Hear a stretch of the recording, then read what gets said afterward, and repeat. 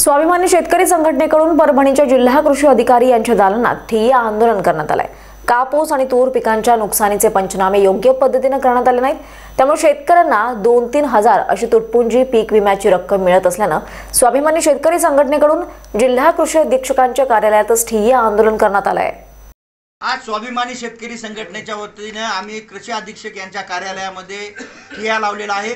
कारण इथं ICICI पीक विमा लोंबार्ड कंपनी आहे आणि कापूस तुरीचं आतोनात नुकसान झालेलं होतं। कापूस नगदी पीक म्हणून समजले जाते।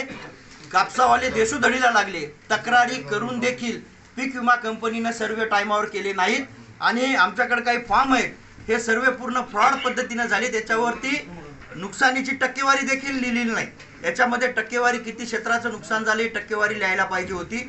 हे शेतकरी म्हणजे ॲक्सेप्ट मध्ये आहे, याची नोंद बरोबर आहे, म्हणजे विमा कंपनीने तक्रार याची ॲक्सेप्ट केलेली आहे, तरी याची टक्केवारी नाही, आणखीन याला पैसे आलेले नाहीत। इथं कंपनीचा सगळं सावळा गोंधळ चालू आहे। ज्या शेतकऱ्याला 20-22 हजार रुपये यायला पाहिजे तिथं त्याला 6 आणि 2,000-4,000 रुपये अशी भीक मात्र कंपनी दिल्यासारखी शेतकऱ्याला द्यायली। हे आम्ही होऊ देणार नाही जोपर्यंत हे सगळं